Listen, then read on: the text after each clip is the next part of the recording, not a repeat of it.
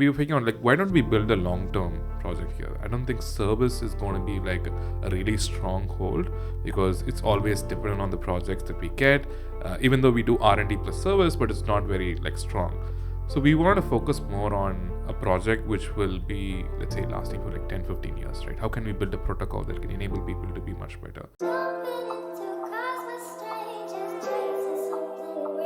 I feel like Mr. Boom. Yeah. Hello everyone, today we have an AI project. I know the space is more into memes, but utility is the one, of course, gonna stay for a long term because they have fundamentals and they have business behind that can generate revenue. Today we have one of the co-contributors of Openledger. We start, Ram, how are you? I'm good, how are you? I'm doing great. Yeah. Before we start in our show, it's a bit different than any other show. I don't go to the business. I want to people know that in this industry, there are people coming with a background. Not everyone is like a casino player. No, some people actually, they have a background. So who is Ram? Tell us, who are you? Where did you study? Then how you shifted to crypto. Awesome. I'm Ram. I'm one of the core contributors at Openledger. I've been in this space from 2017. I started because someone paid me in Bitcoin. I was in tech. So what do you study? I studied engineering. Okay. Once I did engineering, I started working in the tech space. Been building products, majorly in apps. And because apps was a huge thing back then, and because App Store just launched and a lot of people are looking for apps, and we were very interested in the technology, started building around that. And me and my other co-contributor, we started in the space quite a while back. This is around like 2013, 2014, we were building apps. And we were working with people across the globe, right?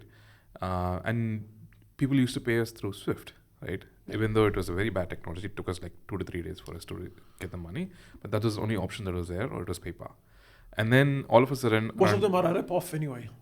They Sorry? are rip-off. They take majority of your money. They are a big rip-off. They are a big rip-off. And PayPal especially is a big rip-off. Trust me, I know it. We were actually looking for if there's any alternatives, and we explored various other options.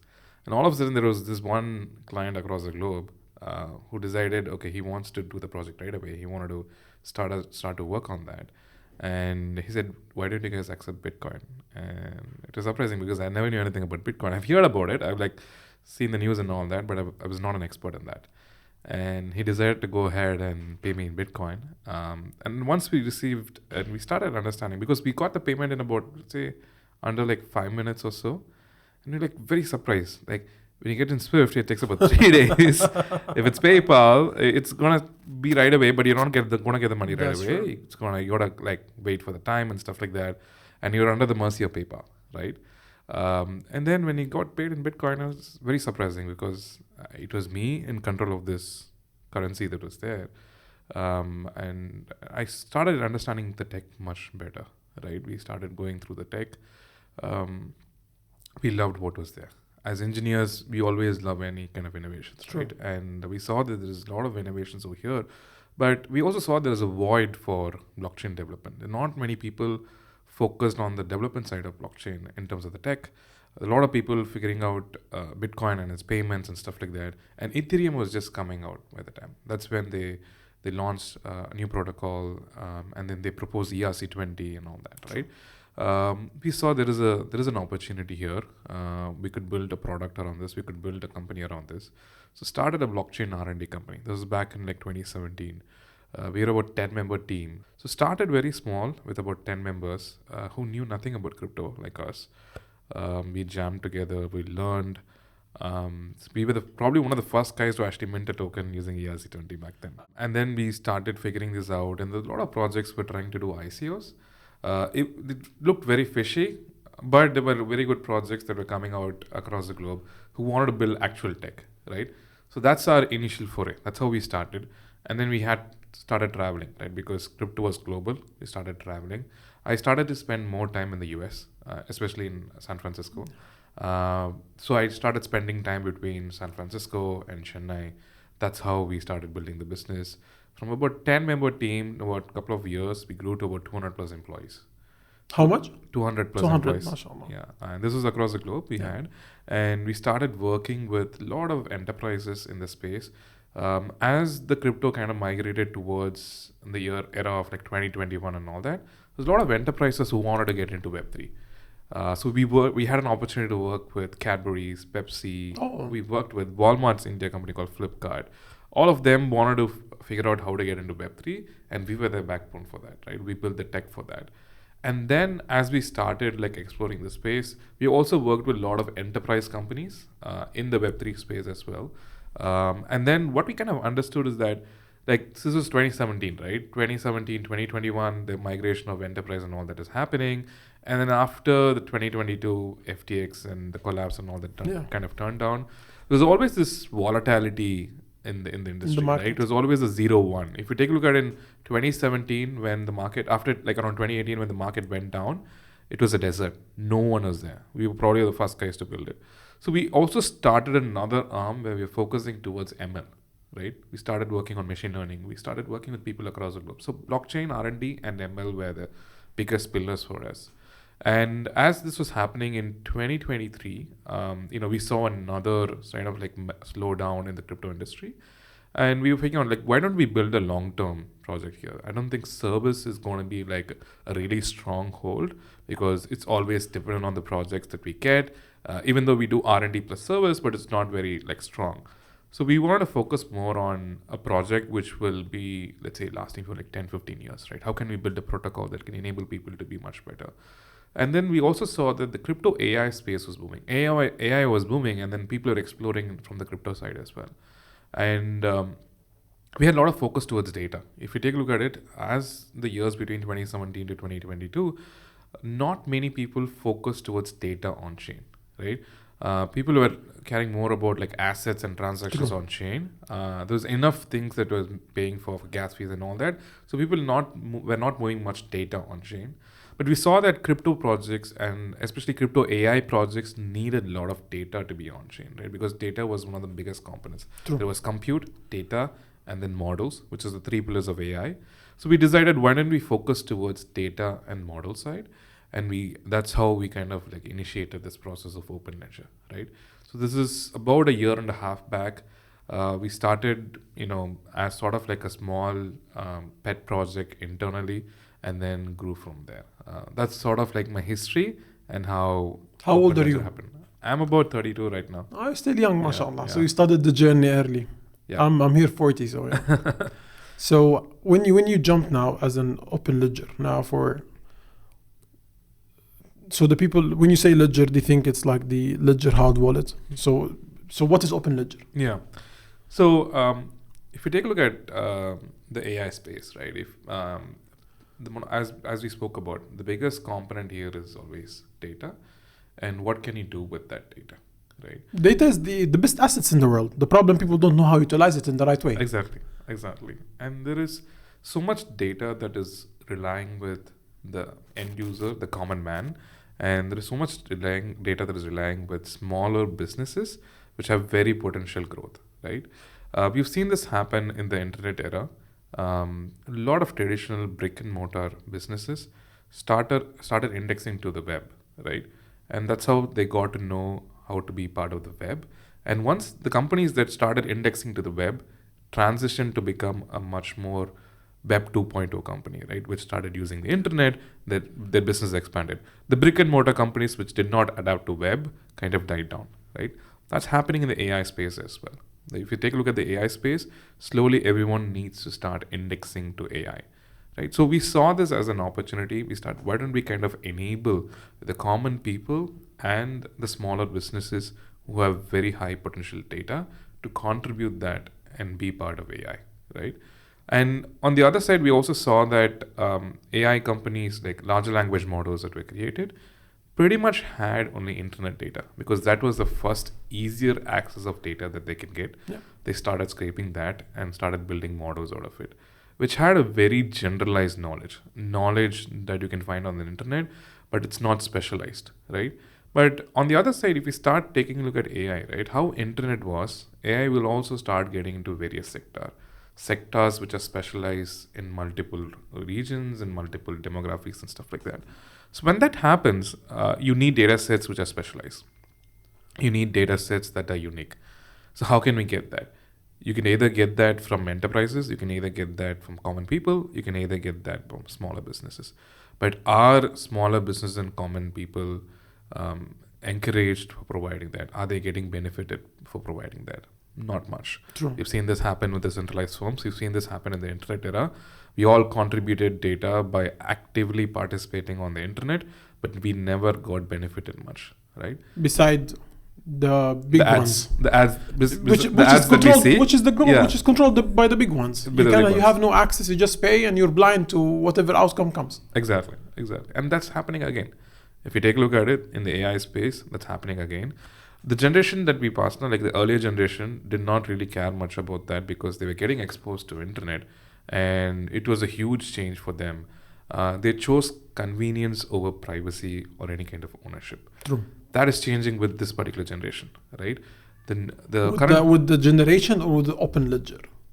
It'll be enabled by Openledger, Okay. but the generation currently obviously wants democracy, right? They want to be democratic as much as possible. And they want, I mean, also one of the things, the new generation, they want to find a lot of multiple way of earning. Yes. And they say, sorry for my language, if you're taking my time, fuck you, I need my time to be coming back to me. Yes. Stop using me. Yeah. Now they start to getting, a better way, even with these social media platform.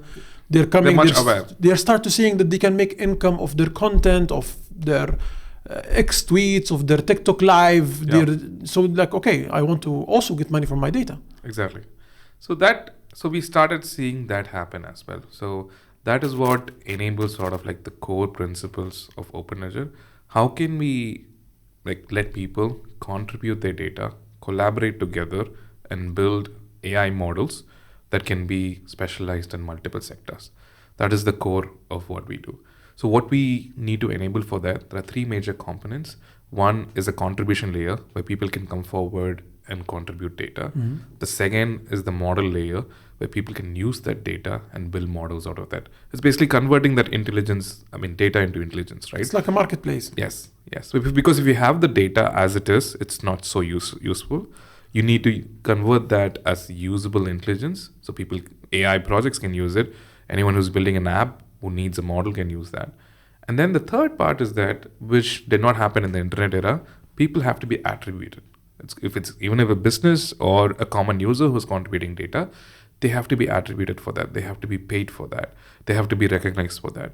So these are the core principles that we decided should be in Openledger, and that's how the product is built as well. If you take a look at it, the product has three major components. A contribution layer, as I told you, where people can go forward and contribute. And then there is a model layer.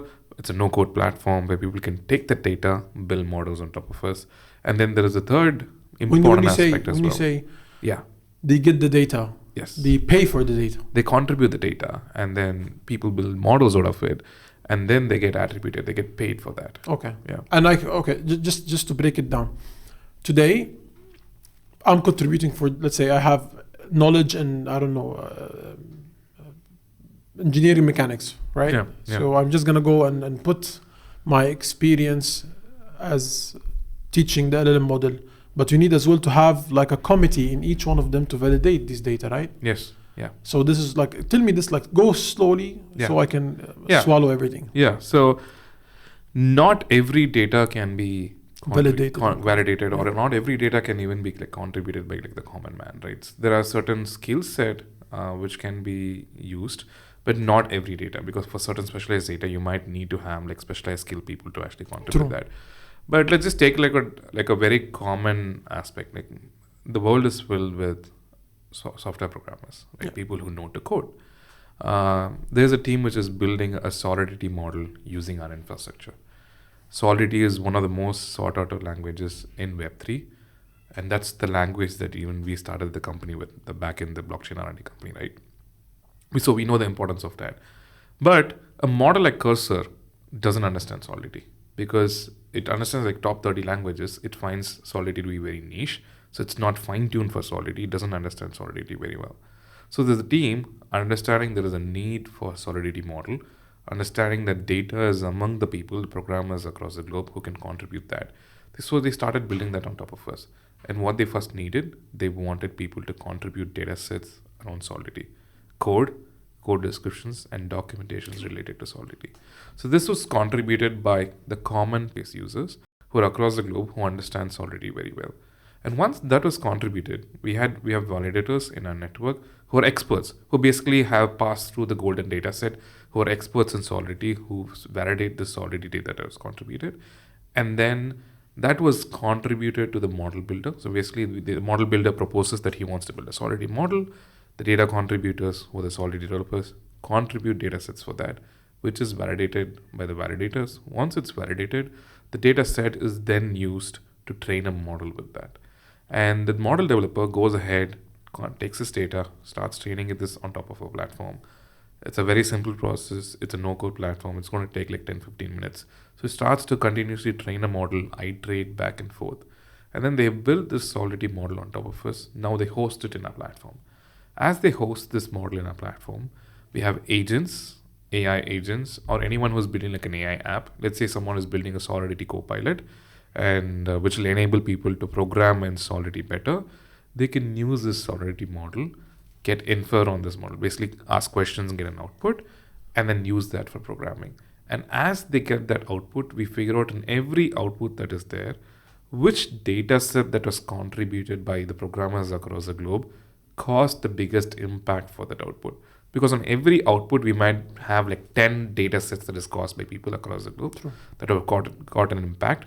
So on that output, we figure out which data set had the biggest impact, and we attribute accordingly and use the revenue that we get based on that inference to reward back to the data contributor.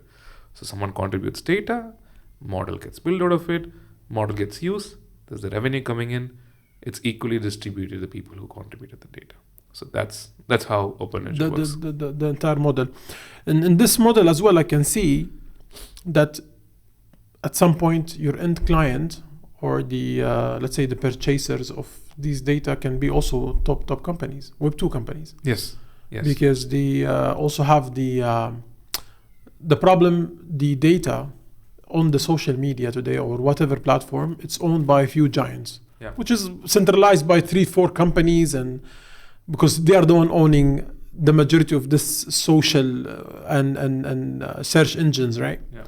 But here you're giving access even to mid companies. You don't need to have the giant ones. Even small companies, large companies, they can access these data and monetize it the way they want. Yeah. But you keep also the privacy of the contributor, right? Yeah. So there's a very small correction on that. Data as it is not so useful. True. Right? So we need to make the data as usable for AI, for anyone to build useful apps out of it. So you need to convert the data into models, because if you go ahead and contribute the data as it is, people are not going to come back to you, right? It has to be converted as a model, as a usable intelligence, so that these apps, and it could be a smaller company or it could be an enterprise, as you said, if they're building an app, they could use this model as the model behind that app and then enable that app to throw out an output. So the idea behind is for people to contribute data, convert that as intelligence on us, make that usable by enterprises, get paid for it, and share that reward to the data contributors as part of that. Can someone reach immediately from the enterprise or to the data without having the midpoint? Like for an example, because here when we're speaking, it's most likely, like for an example, let's say politics. Yeah. Just to go really far of the game. I don't need app. I just need to see what's everyone contributing in the politics mindset. Let's say I'm a certain government area, or let's say a marketing agency who want to go select 1, 2, 3, 4. They just want the data. They want the raw data. They don't want to go build an app. They just want to cut this phase and go. Is that also possible or not? So that's a good question. We are definitely exploring that, but I don't think that's the first mode right away. Okay. Because the reason why is because like once you start to sell the data, it's a one-time sale, right? You're contributing data. I'm going to use that. I'm going to sell the data as it is. Then you're on a data marketplace. Most of the data marketplaces out there have failed, right? And the reason because most of these but we have to. That's different as well. Yeah. Most of the data companies, etc., they are not rewarding the end user. So the end user, you're just selecting behavior I wouldn't exactly say so. Okay. There have been marketplaces who have rewarded the data contributors and have still failed. And the reason why I tell you is because it's just a one-time reward. Because once you get the data from me, I'm not so useful for you, right? But if I give it to you as a model, you're going to come back and infer on this model whenever you need the data. Because once you take my data, that's how it was happened with like OpenAI, right? If you take a look at OpenAI, there's so much data that was actually consumed from the internet, from enterprises like Reddit and all that, and various other enterprises as well. And it was a one-time sale. It was never needed again. And then they just created synthetic versions of that and never came back. So data as it is, once you sell it, it becomes useless. Once you convert that as a model and people own that model, then they're going to come back again for the model. It's like an API request, right? Once you have a knowledge somewhere, you want to always go back and call for it. That's how we see this as well. That's why we started with the model side. We need to build the models so that you have like abundance of intelligence available. People, when they need it, they use that. And then once we kind of figure this out, once we have this feedback figured out, then we can kind of think about how else can we use this data? How else can we reward people for the data that they provide? That's sort of like the next and third phase of what we do. So basically, you have the contributors, Yeah. and then you have to have the developers who come. The use model this- builders. Yeah. Which is developers most Yeah. likely. Yeah. They will come to use this data to build tools and apps, etc. Mhm. And then you have the end part, which is the retailers or the institutions that can come and purchase Yeah. these apps. Yeah. And once they purchase, the developer or the what you named them? I named them The developer. model builders. The model builder. Yeah. He will be rewarded, Yeah. and the contributor. And the as data well. contributors, yes. Yeah. My question is now. Yeah. I actually have to question. Sorry, my show is a bit different. Yeah. That's why I said we don't prepare anything, because I Yeah. like to scratch things together. Yeah. So the contributor now, the guys are building the tools. Yeah. Let's say most of the developers, if you ask them why you're the developer, he say because I don't know how to market myself. Mm-hmm. That's why he end up becoming Yeah. an employee in a company, because he doesn't know the business Yeah. side of how to market. So what makes, let's say I'm a developer today, I want to come use your data to build an app or a Model. tool or a model or Yeah. etc. As a model contributor, for an example, I come. Why would I come here? How can you tell me, yo, Elja, if you come here and you build, we're gonna help you 1, 2, 3, 4 for this tools or this product to be marketed for the other party. So I'm more into coming and building, right? Yeah. So the first important aspect of here is that model development itself, there'll be a huge need for that going forward, right? If you take a look at the market, right now, apps, any kind of apps that we see today, could be a web app or mobile app, uses an application logic in the backend, and there is a database, right? Going forward, the application logic will entirely be replaced by models, AI models, which can actually provide you the actual output that's needed. This has happened with apps like Perplexity.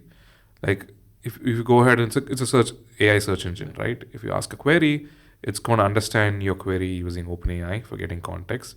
And then if it's a math question, it's going to run through a math model, which is let's say a fee model, and then give you an answer for that. So that layer of having an application itself is replaced now using a model. Going forward, any app, let's say a fitness app, will start to use smaller models within themselves, right? They will use a sleep model to analyze your sleep.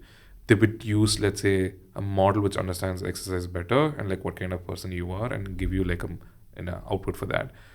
It'll use a body vital model to understand your vitals and then provide you an answer for that.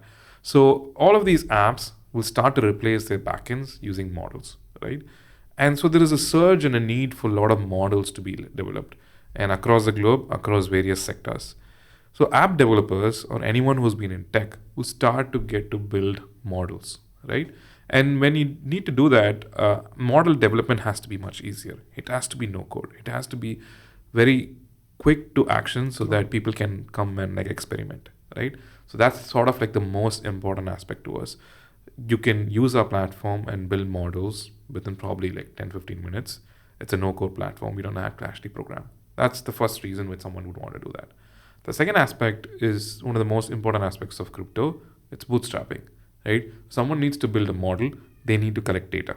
They need to go ahead and collect this data across various places, pay cost for that, pay money for that. With us, you don't have to do that. The data is available, or you propose a model which is very unique. You don't have the data that's available. You can put a bounty, ask people to contribute the data, build models with that, and then reward them when your model gets used. So you're able to bootstrap on a platform and build models at much lower cost. The third most important aspect over here, the compute that we use is partnered with like decentralized compute providers. So the cost to build a model is like 1/10 of the actual cost that is there. It's going to cost you probably like about $100 to build like a fine-tuned model on top of us, which is going to be much, much higher using a centralized platform. So these are like first three reasons why someone would want to use our platform and build a model. The last reason I would say is the distribution, right? The biggest benefit that you can provide to people as a marketplace is distribution. This is the part I'm asking. Yeah. What is the plan? Yes. So that's what Openledger is working on. We're going mainnet in about 2 months' time. We partnered with every other framework that is there in industry, including the traditional agentic frameworks out there and also the crypto agentic frameworks out there. Apart from that, we provide SDKs so that any app developer can go ahead and use our SDK and use our models as it is. And then we provide API endpoints, so anyone who's using an agent just can call this API endpoint and get access to the models that is there in our library. So the distribution is the most key aspect of any marketplace product, and that's what Openledger will focus on. And that's part of the ecosystem development that will happen once we go mainnet. And the focus behind this is to make sure have enough models available. So we start from the demand side. There is people demanding for models to be built, and then enable the supply side to come, have people contribute data sets to these models. And once these models are available, then look at the distribution side, have the enablement to other various frameworks. So once you have enough models that is there is enough demand, we have apps using these models and making them much better. So those are the ways that we want to start with. And we are in testnet right now. We go mainnet in probably about 2 months probably. And once we go mainnet, you can have this product live, then you can see the ecosystem flourishing. That's that. So now, again, we're having 3 components for Openledger. Again, we are exercising. Maybe we need to add one more called the sales agent. For an example, when you have the modules, at the end, you have many people who are, let's say, any tech company, any retailer companies, they always have these sales agents, right? Who are out in the market, especially in the Web2 market, also in the Web3, but Web2 is massive because here you're also serving a big sector of the Web2. Yeah. And for his benefit to start looking at the platform, and he doesn't have time to become a data contributor or to build models, it doesn't know, but he wants to sell these models to other companies he's working with, etc., but he wants as well, kickback. Yeah. So is that something you guys looking into it or not? Does it make sense or not? Yeah, so if you take a look at any marketplace out there, like freelancer.com or any other platform that has been happening over the last few years, the idea is to build the marketplace to make sure that you market it enough, you build the ecosystem enough so that you have people coming in and using the products that is available, right from Amazon to like any marketplace that is built. People figure out ways to make it useful for them. I think if you take a look at Freelancer, you have so many people who act like agents who go ahead and take these projects and then give it to others to get that done, right? Yeah. So us as a company wouldn't want to have like agents. We would want to enable the ecosystem to adopt based on the quality of the models that is there, but people can figure out ways to sell that. I think it's open. It's a permissionless platform, so people can enable and figure out ways to go ahead and sell these models that is there. Okay. And one important aspect that will come out, probably is the first time I'm talking about this in a show. I've never spoken out anywhere. I say that's why here we're taking things out. So is that we will enable these models to be tokenized, right? Every model that's there will be able to tokenize. And we have a structure in which we will do that. We'll announce about that very soon as well. It's not like it's going to be like a meme launchpad that anyone can come forward and launch like a token. It is structured in a way so that it is incentivized for the model developer to strive to make sure the model has enough quality so that they can tokenize themselves and launch token. So that also acts as an additional reward to the data contributors and creates a sustainable economy for the models, right? Most of the reasons why open source projects fail is because it's not sustainable. The developers do not get benefits. Over here, the data contributors are one part of the ecosystem. The model builders are the next important part of the ecosystem. You need to make sure the model builders survive throughout so that the data contributors constantly get paid, right? We as a platform will make sure that there is enough distribution so that the model developers get rewarded. But apart from that, we want to make sure the model developers can sustain themselves by their own. The best way to do that in crypto and in the most of the Web3 builders is that to enable themselves to tokenize so that they start to add value to their own ecosystem. So that's a very important part of why we've started building this. We want to make sure that everyone who is part of this gets rewarded, and that's sort of like a very crucial thing that we'll be developing as well. That's a good news to hear it here also for the first time. My point as well here, since everyone is contributing, everyone is modules, etc. There will be like a ranking and rating system for each element. Tell me more. Yeah. So the first aspect over here comes down to like the data, again coming back to like data contribution, right? As people contribute data, we let the model developers set a rule engine of what kind of data set has to be contributed. And he also writes something called a golden data set, which is like an important way for us figuring out like who are the validators, for the model developers to figure out like who are the validators who will validate this data. So as that is done, they'll set the validators, they'll set a rule engine on what kind of data set has to be contributed. Once the data is being contributed, it is validated by the validators on the quality of the data, and it is then processed to go forward and to build a model, right? The important aspect over here is not about ranking initially, it is about figuring out which data is useful and which data is not so useful. And then making sure this data passes on to build a model. And once a model is built, right, every time this model gets used, every time this model is accessed by an app using our APIs or by endpoints, we figure out on every inference which data was the most useful in that. And on every inference, we rank which data set contributed by the data providers was ranked the most and which was ranked the least. And the reward for that inference, the revenue that comes for that particular inference, is distributed accordingly based on the impact that the data based on the rank that is there. So that is one way we rank the data contributors. On the other side, as this model gets used, as this model becomes popular in a platform, we also start to go ahead and rank these models on top of us, right? Under every sector that is there. There could be like multiple models in one particular sector. There could be models that are in programming. There could be, let's say, a model for Solidity. There could be a model for Move. There could be a model just for Solidity alone, but it's focused on the security of Solidity. Or there could be a model, let's say, around DeFi. There could be multiple models over there, one for staking, one for actual trading and all that. So these models will be ranked in our platform.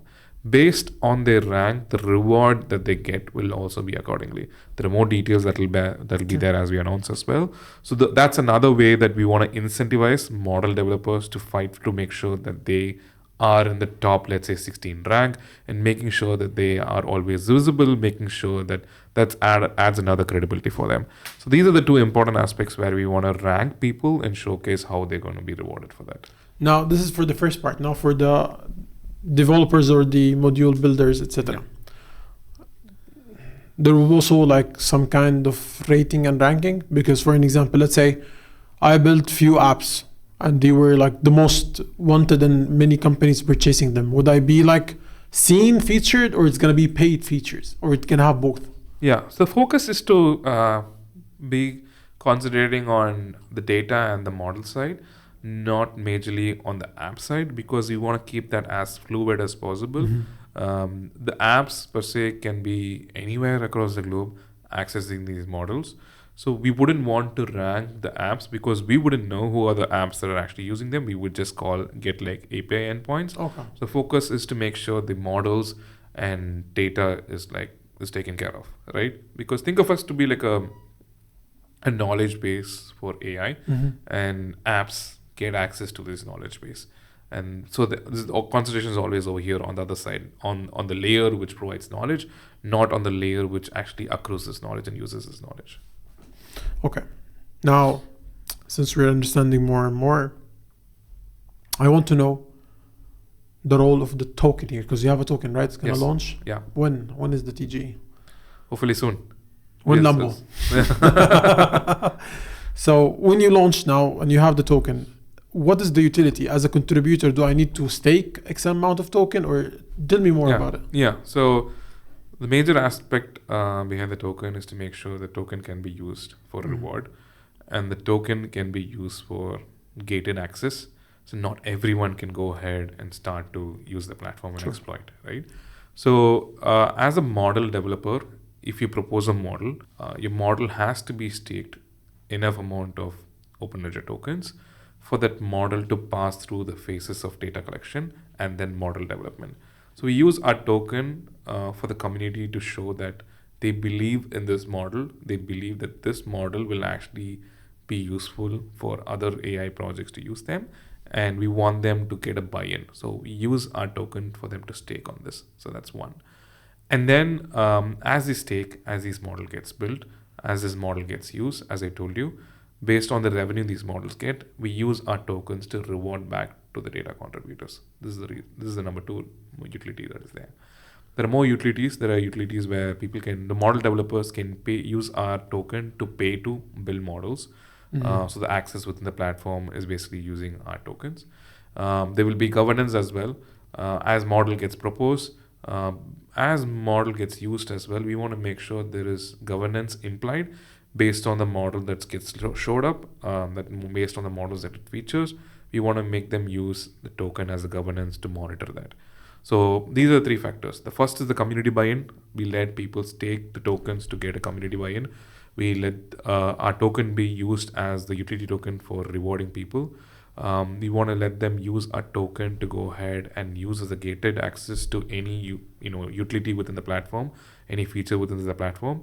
And the number 4 is the governance, to make sure there is sanity within the platform. True. If any models gets listed, if the community doesn't believe in that, they can vote for it, they can get it delisted, and many more as well. So You're copying now a Binance community vote. it's a good model to follow. Of course, I of think course. that's the core essence of Web3, right? You want the community to be part of it. Of course. That's what makes a thriving ecosystem. So that's why we enable it.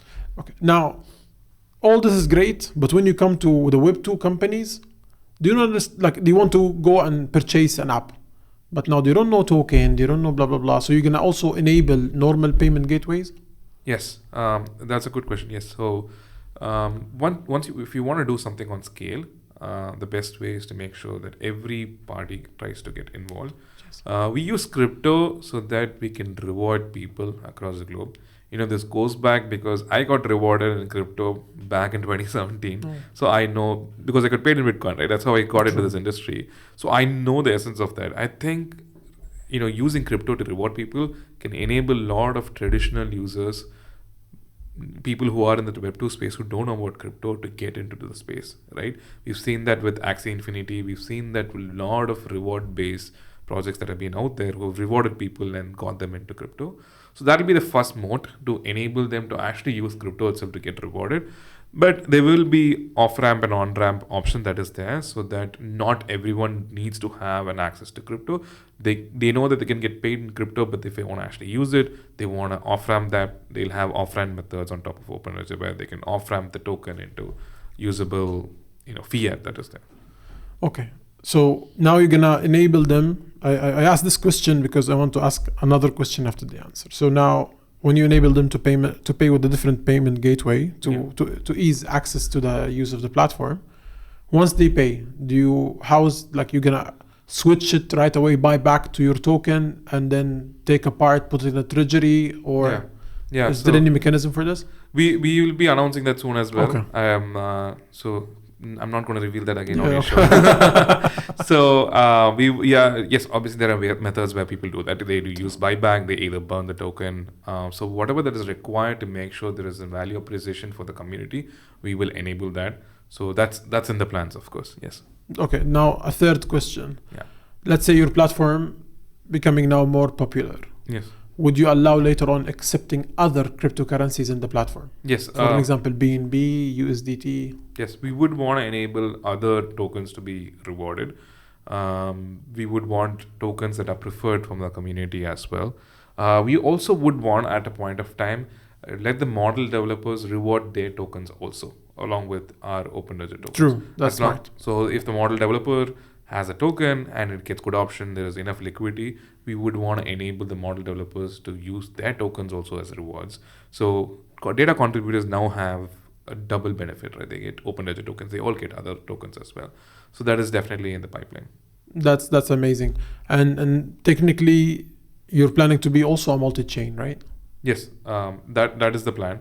You have to be multi-chain in the coming year. I don't think we can just be like in one single chain because people have ways which they want to use. Right? There's always a preference for people across the globe using multiple chains. So we want to make sure that we are multi-chain. But the core aspect of Openledger, the attribution layer that we use, will be our own chain. It will be a layer 2 that we enabled. Think of that to be like an app chain because we need to monitor the entire access, right from the data contribution, the ownership of the data, to the model development, and to make sure that this model was used by an app and we can figure out which data contributed for this output to come in.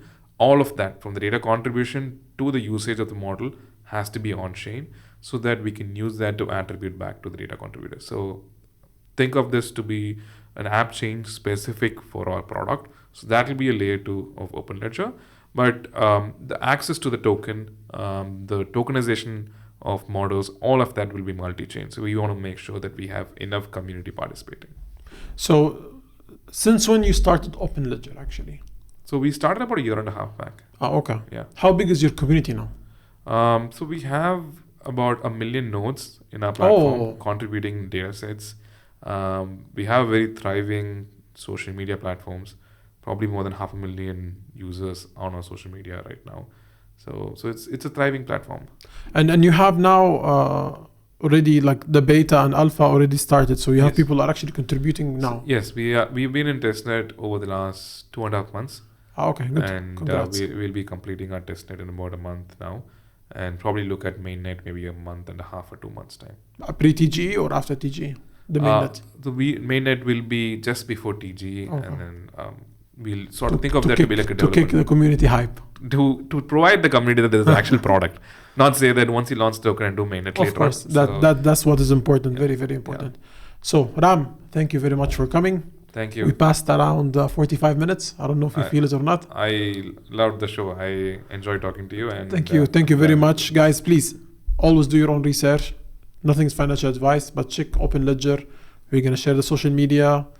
And the last question, who's backing the project actually? We're funded by Polychain Capital. Polychain. Okay. Yeah. And Borderless. That's and a guru. More as well. And which one? And Borderless Capital. Okay. And a couple more as well. Oh, that's amazing. Yeah. Polychain, I'm familiar with, and they're like, they don't invest unless they are done their proper study and business analysis.